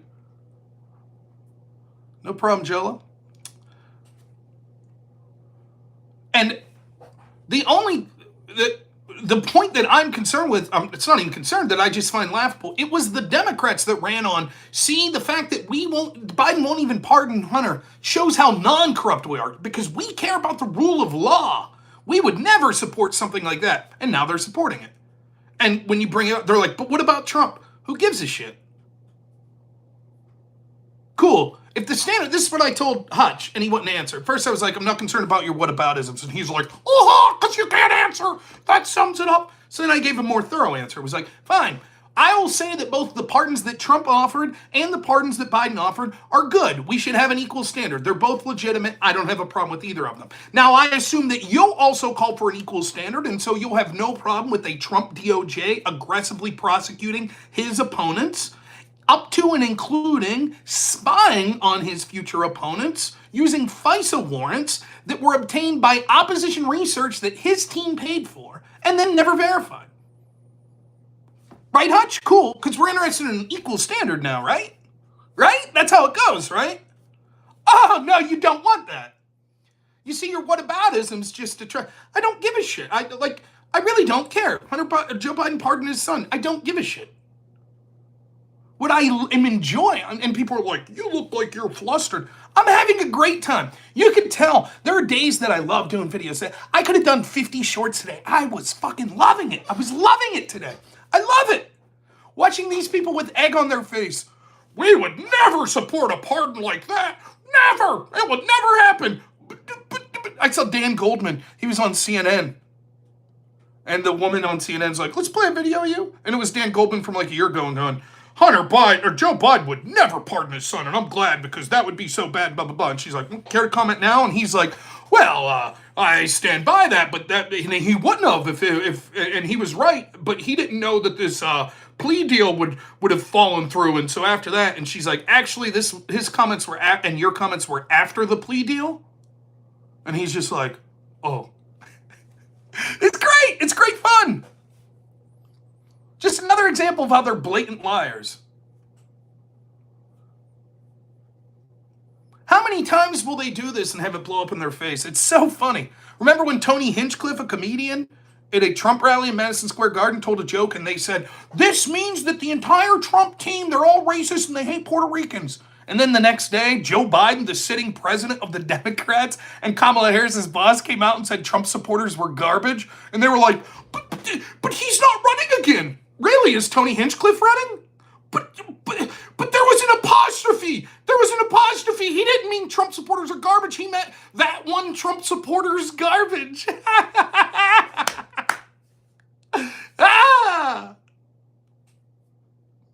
Brilliant. Absolutely brilliant. Amazing. So, a banner day. It's great. Just watch him squirm, man. Just watch him. It's amazing. The same people. How many times are they going to be proven wrong? And what would it matter? Like, honestly, ask yourself this. People that I've debated over and over on the Barisma stuff, like Pisco and others, if it would come out that, like, there was corruption here and Biden got money and the FBI covered up, they wouldn't give a fuck. They'd be like, well, it was a long time ago. That's way back in 2016. Most of those FBI people are gone anyways. What's that have to do with anything? Meanwhile, the current president of the United States is out there today saying, I had to issue this unprecedented pardon because the DOJ is corrupt. And the Democrats are saying at the same time, how dare Trump put Kash Patel there to go after corruption at the DOJ? The DOJ would never be corrupt. Of course, the smarter of the Democrats are like, oh, that's just crazy Joe Biden. We don't like him anyways. He's gone. He's gone. We're not voting for him again. By the way, notice all of the gnashing of the teeth of the picks that the Democrats are freaking out about. The one thing that they all have in common is that they're not qualified in the sense that they're not already in these sort of agencies. And so the fear, it's palpable that you can see from the Democrats, is that an outsider won't be able to be controlled by these agencies. And that would really upset the apple cart. They don't want that. That's why they feared Trump in the first place. But they're okay with Trump and then John Bolton, and Trump and then Bill Barr. They're not okay with Trump and then Kash Patel. They're not okay with that. So it's, oh, these are dangerous people. He's unqualified. Really? His qualifications look pretty good to me. Well, yeah, but he said he wants to weed out corruption at the DOJ. We can't have that.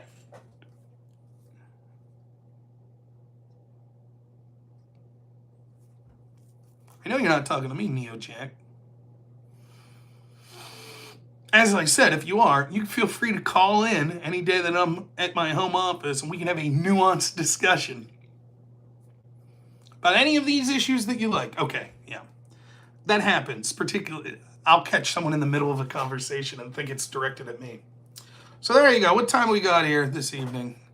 We've been going an hour and a half. That's probably about right.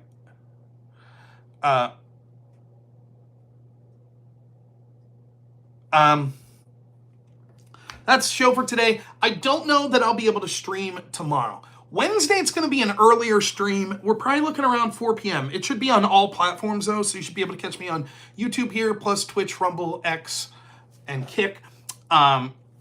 Wednesday, we're doing Christmas tree and Christmas lights at my house. So I work until 2. So when I get off from work, maybe 3 o'clock or 4 o'clock, I'll stream for a couple hours, finish, have dinner, and then do Christmas stuff with the family. Thursday should be normal time. And then Friday, I will not be streaming because we're taking my son. We're getting a hotel, and we're going to spend 2 days out east near Hamburg, Pennsylvania. We're taking my son on a Polar Express type train ride. It's like Christmas themed. It looks a lot of fun. And then there's a little Christmas village that's got like, it's all themed like Christmas stuff, shops and stuff. And Hank's really into Christmas this year, so I'm so excited. I'm very pumped to be able to go out to this. I think it's going to be a lot of fun. So, yeah, that's simple, yeah. So, that's the plan. So, I think Hamburg, I don't know if we're staying in Hamburg, but it's around Hamburg, Pennsylvania, yeah. Yeah, I think it's towards Jim Thorpe, so it's I'm more on the western side of Pennsylvania. This is a little bit out east, so it should be a lot of fun. So that's the plan. I will be putting up YouTube short videos, though. If you're interested, if you check out my YouTube channel, I put some shorts up today, but I also put up just a regular video that my editor Black Elk put up, and it's my total interview with Scott Horton the other day. So it's, you don't have to sit through all the me talking beforehand and then the interview and then me talking afterwards. It's just the interview. So am I going to get a hamburger? I'm sure I'll get something to eat. I don't know if I'll get a hamburger in Hamburg. Hank, he calls them pickle burgers. Hank's ideal hamburger is no cheese, just burger and a bunch of pickles. That's his. You got to set up a Discord microphone. You can call in on just your phone if you want. I can give you a Google Voice number if you want. But we'll make something happen. Also, one last thing I want to say. I shouldn't even delve into this. But I saw a hot take, and I don't necessarily disagree with this. Trump's claim where he came out was like, hey, Hamas, all these hostages are going to be released by the time I get in, or there's going to be hell to pay and blah, blah, blah. I don't mind him talking tough. I don't want to see us really get in a bunch of wars, but there is an argument to be had. If it's our people that are taken, then our president should put the damn hammer down and say, you're not going to take our people. I don't really have a problem with that. However, keep that energy up with Ukraine, right? I still remember an American citizen named Gonzalo Lira that was falsely imprisoned and then died in prison in Ukraine. And until Ukraine answers for that, they shouldn't get one more fucking dollar from the United States. So keep that energy going, people that say, damn right, Trump, be aggressive when it comes to U.S. hostages. Totally agree. We'll see if that happens, though. Let's see if all those people call that out, right? But Gonzalo Lira broke the law. What was he trying to do? Flee Ukraine? So he was reporting critically, First Amendment, he was reporting critically of Ukraine. He insulted Ukraine. And then he tried to leave Ukraine. That was his big... Prove it, Alexander Campbell. I've had this... By the way, I'll spoil it for you, Alexander Campbell. I'll bet you can't prove it because I've talked to people who Ukraine's their most central issue, and they can't prove it. That's right, there is no First Amendment in Ukraine, but there is in the United States. And when Ukraine exists solely at this point under the whims of the United States, you shouldn't imprison our people for things that aren't crimes in our country. He wasn't imprisoned for providing intel to the enemy. Show me the indictment. How many times? By the way, if you're a regular follower of this stream, what's this? Person number 20 to make this claim? He was in prison for providing intel to the enemy. Show me. I've read through the indictment. I've done this dozens of times. It doesn't say that. The indictment says that he was criticizing Ukrainian soldiers and Ukrainian government action. It does not say he was providing intel to Russians. Go ahead. Show me in the indictment. You made the claim. Show me. Now your next argument will be, well, okay, the indictment doesn't say that, but that's what he was doing. Right. So then he wasn't imprisoned for that. He was imprisoned for criticizing Ukraine. If the punishment is, then you have to go to jail where there's deplorable conditions which result in your death, because you wanted to flee the country, but we wouldn't allow you. Why wouldn't they leave him just flee? God, Alexander Campbell's going to bring the goods. He's going to show us in the indictment, which is available online. Alexander Campbell's going to show us in the... I can't be that daft. Show me in the indictment where it says that he was in prison for providing intel to the enemy. Go ahead. Show me in the indictment. How is that daft? When I want to see why did this country's government imprison someone, what I would do is go to the indictment where they say, this is the charge that we're imprisoning you for. Show me in the indictment. Go ahead, Alexander Campbell. Show me in the indictment where it says that Gonzalo Lira was providing intel to Russians. Go ahead. I'll wait. Or do you want to just admit that you're talking out your ass? You're probably the 20th person that's made this claim.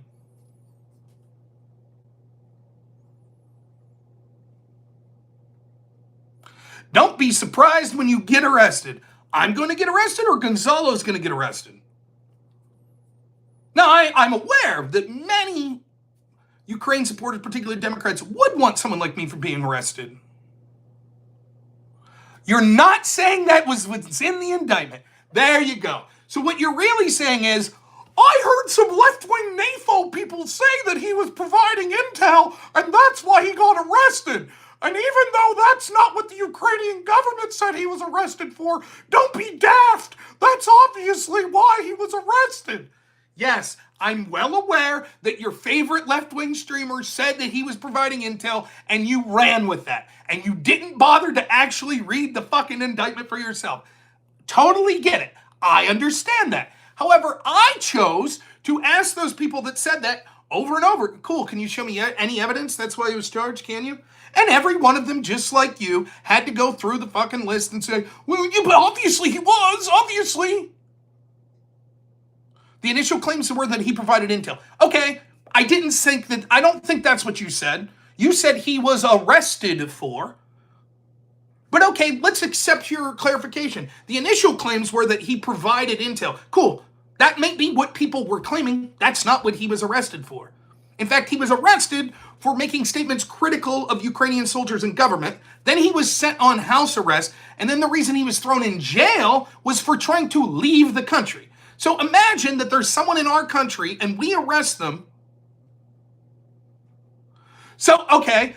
So here you go. So Neo Jackass says, you can't claim Ukraine's corrupt and then believe their indictments. Cool. All right. So if your argument is either one, they're corrupt, and so there we can't believe anything we say, cool, then no aid because they killed Gonzalo Lira. Or second, I can't believe they're corrupt and then we have to believe their indictments. Cool, then they arrested Gonzalo Lira for free speech and he died in prison, so we shouldn't give them any more money. Either way, if we're just going to default that they're corrupt, fine, no. What exactly is the argument here that it was okay for them to imprison him just for being critical of Ukrainian soldiers? If someone's in our country and we don't like the fact that they're talking shit on Trump, so we say, you're under arrest, and they say,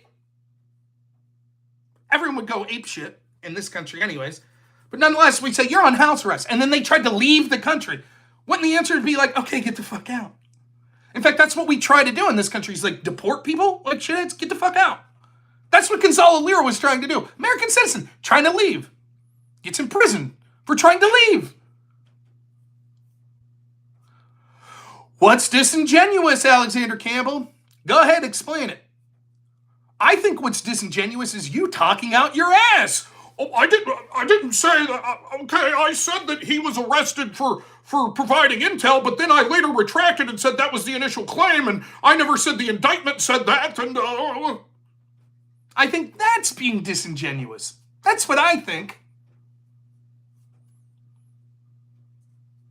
The guy was basically given a death sentence because he was critical of the Ukrainian government. If they didn't like what he was saying, they could have booted him out. If they booted him out and he came back, then I could understand saying, we're going to throw your ass in jail now. But they didn't. They put him on house arrest for being critical of the Ukrainian government, an American citizen.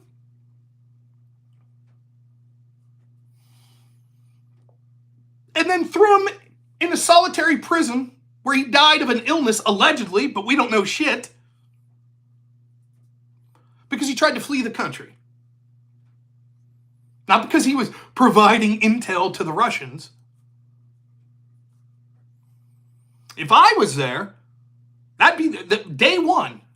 Day one, I would be like, yeah, you're not getting another dime until there's public hearings on everything. We want videos, we want health reports, we want the entire transcript of the trial. You're going to explain why an American citizen died in a jail in your country for the crime of free speech and trying to leave your country.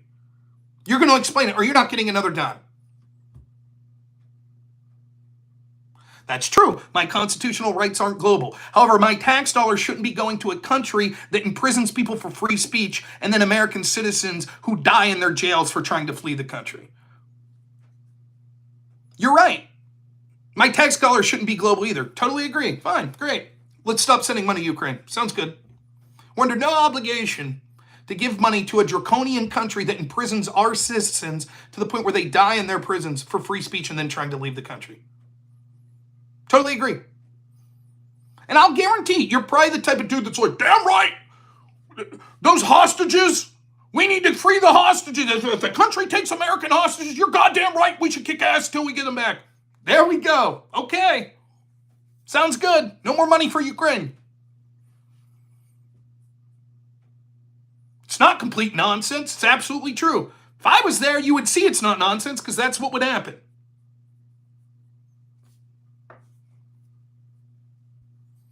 By the way, if he would have been a famous WNBA player that kneeled for the national anthem, I'm sure we could have got him back. Right? We gave the merchant of death to Russia to get a WNBA player back. Just curious, were all the people saying this about Gonzalo Lira saying, well, she deserved to be in prison for the rest of her life for having a weed pen? She deserved it. That's their laws. Our laws don't apply to their laws. So why did we give up the merchant of death then? I wonder why. Right? Where do you think these people stood on that are saying our laws don't apply there? Where do you think they stood on that?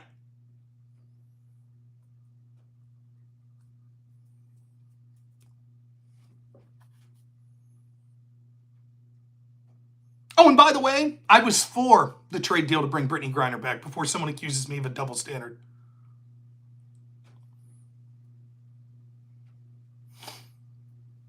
She should still be there.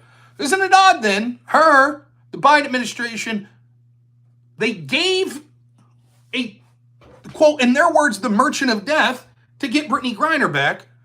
But when an American was imprisoned in Ukraine for the crime of free speech, instead of doing anything to give them back, they kept sending money. All they had to do was say, this is how easy it would have been to get Gonzalo Lira back. Yeah, we're not going to send you this next shipment of weapons unless Gonzalo Lira's on a plane like tonight. And I'll guarantee Zelensky would have said, yes, sir. But they didn't. I wonder why. I wonder why. All right, that's going to be it for tonight. Thank you all for tuning in. Like I said, I don't know that I'll be streaming tomorrow, but I will be putting some shorts up. We still have, look, when I get some downtime, we're going to do a special 10,000 sub show. Give your ideas in the chat or in the video description afterwards. I'm going to put a poll up, or not a poll, but just a comment on YouTube that people could comment under. Give me some of your ideas. Ideas that I've came up with is trying to set up a bunch of like kind of jokey type debates, or just doing like an Ask Me Anything, which seems pretty weak. Doing like another karaoke stream. Doing a stream with my dogs. Though I have to give a reservation about, I'm not doing a hot tub stream. I do have to give one reservation about a stream with my dogs. There'll be a lot of people that shit on me for what's going on with my dog. I have a 14-year-old dog, Annabelle, that's got cancer. And she's got this lump that's like the size of a baseball growing on her side. And I took her to the vet over and over again. And they couldn't do surgery on her to remove the lump because her blood work was bad. So we went over and over and over again, and they put her on all these medications to try to get her blood work in a better state, because they're worried her blood work was bad enough that they're worried that if they use anesthesia to put her asleep for the surgery, that she won't wake up. So basically, the vet didn't tell me this, but the fact that we were spending like thousands of dollars, he was like, look, you could keep doing this, but there's probably nothing we could do. So maybe the best thing for her would be to manage symptoms and to treat her as good as possible. She's not in any pain, but we're worried that inevitably it's going to burst open, and when it does, then it'll be bad. So she looks ugly, but she's happy. She's not happy. She's like me. She looked ugly, but she's happy. So, but I could do a stream with them. Did I ever argue with a guy named Parallax? Yes. I did argue with Parallax. I don't remember the debate. I don't think he did very well. Most people don't. But I don't think Parallax did well. I would have to really rack my brain and think what it was over. I think it's funny. I do got a lot of people that are like, I talked to this guy. He wants to debate you. That's okay. I'll debate pretty much anyone. There are reservations. Most of the people I won't debate at this time are people that I've debated over and over again, and I just think that are so, I'm not trying to be arrogant, but so dumb that it's not worth my time anymore. Or people that it becomes very toxic from their community. So for example, there are certain Twitch streamers that are trans that anytime you debate them, you get mass reported on all of your platforms. Not blaming that streamer. I'm just not going to interact with them because their audience is that shitty. So, but other than that, I debate pretty much anyone. I don't mind. We could do it 6-on-1, 7-on-1, whatever. Whatever he wants to tell you, tell him, reach out to me. I don't give a shit. My support for Lyra is touching. That's fine. I don't have a problem saying, look, it's a country at war, so they can do whatever they need to in desperation. They want to lock up people. Totally fine. They did it to an American citizen. The only reason they're still able to fight this war is because America's paying for it. And so America should have said, you ain't getting a fucking dime. We don't care what you do to a Finnish citizen. We don't care what you do to an Australian citizen. We don't care what you do to a Russian citizen. We don't care what you do to a Zimbabwe citizen. We do care what you do to American citizens. And if we're going to finance your country and your war, you will not treat our citizens like shit. You're not going to imprison them for the crime of free speech. You're not going to imprison them for trying to leave the country. And if they die there, there's going to be fucking hell to pay. We have the right to say that. We shouldn't be sending this fucking money anyways, and it certainly should have stopped when they killed an American citizen. Period.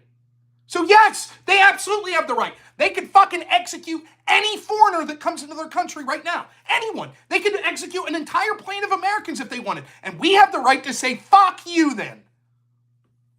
That's their right. That's our right.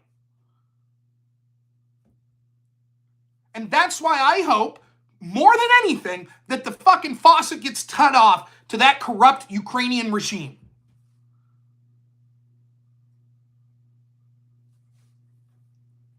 Yes, any American citizen that is arrested for a heinous crime, for a crime that we do not consider to be a crime, should not be in prisons around the world. For example, if there's someone in a South African prison because they spoke up, they said, I don't like the government here. Yes, they should not receive U.S. funds. Absolutely 100% period. If there are U.S. citizens that were arrested for crimes that are bullshit in hostile countries, yes, we absolutely should be doing our best to bring those people back home. Absolutely. With our allies, it should be easier. We're already giving them money. We give them a lot. You would expect them to say, okay. Now, if it's a serious crime, someone sexually assaulted a woman, that I understand. Someone burglarized people, stole something, totally get it. But when you're throwing people in prison for being critical of the government, that's a political persecuted person who is an American citizen. And we're sending billions of dollars to this country that's doing it. Now, the agreement is null and void when they... Let me ask you this. So, would we still be held to the Budapest Agreement if Ukraine assassinates Donald Trump tomorrow? Yes or no? A simple yes or no will suffice. We signed the Budapest Agreement, so tomorrow Zelensky sends a hit squad and they kill our incoming president, Donald Trump. You would say, well, we still have to keep funding Ukraine because we signed the Budapest Agreement in the 90s, right? Or will your answer predictably, it's not pivoting. It's not a pivot whatsoever. If they take actions that are antithetical to our country, we are allowed to revoke that agreement. That's the answer. It's not a pivot. They took those actions, we could revoke. End of story. All right, I'll be here all night. All right, we'll see you all later. It's not a pivot. How is that a pivot? You said, so I don't think we should, okay, your question is, so you don't think we should adhere to the Budapest Agreement? My answer, no, we shouldn't adhere to the Budapest Agreement because they jailed and falsely imprisoned an American citizen, so we shouldn't be held to that agreement when they're behaving criminally. Now, my question to you, that is on topic. That's absolutely on topic. Audience, put a 1 in the chat if you think his question, do you think we should hold the Budapest Agreement, hold to it? And my answer of no, because they violated the spirit by imprisoning a U.S. citizen. 1, that's an answer to the topic, or 2, it's a pivot and not an answer.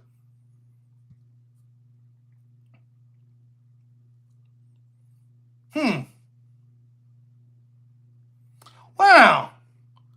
How can that be? Surely not. Well, Neo Jackass, the one who says the system worked.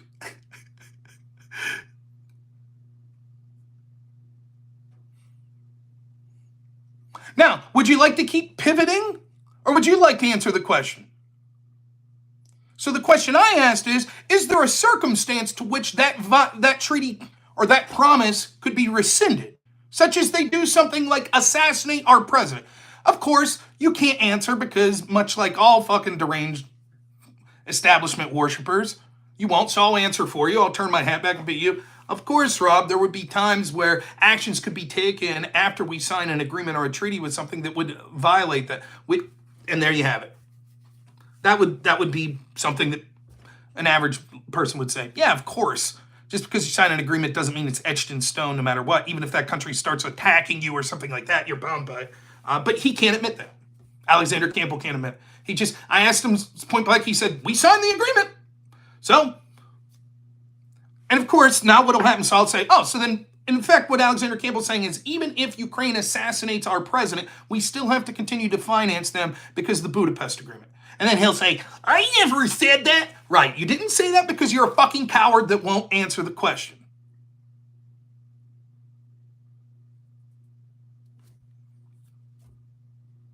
And it's always like pulling teeth with these people. So they can't just say, he can't say, of course, no. Of course not. Did you notice that? Every time when I debate these people, it's the same fucking thing. You remember, who was that Grayson Hawk guy I debated? Same thing. Same thing. You didn't, yes, okay, so you answered the question. So your answer is, Alexander Campbell, when I said, so do you think if they assassinate Trump, we still have to honor the Budapest Agreement? If Ukraine assassinates President Trump, we still have to honor the agreement. He said, we signed the agreement. So does everyone agree? Type a 1 if you agree with this statement or a 2 if you disagree. I say, if they assassinate Trump, do we still have to honor the agreement? His answer was, we signed the agreement. Type of 1, if you understand that to mean, yes, we would have to honor the agreement even if they assassinate Trump. Or 2, we wouldn't. Well, you guys are completely wrong. That's what he's saying. He's saying, yes. Wow. I don't know if I worded that stupidly or if my audience is especially fucking stupid today.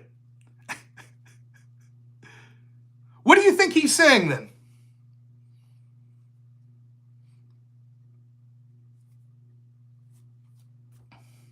So just so you know, the person I'm arguing with literally thinks that because we signed the Budapest Agreement, there is literally nothing that Ukraine could ever do.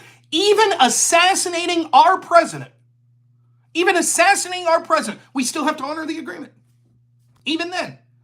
So no matter what, as long as Russia wants to stay in Ukraine, we have to continue to fund the Ukrainian army, even if that army is killing our own president.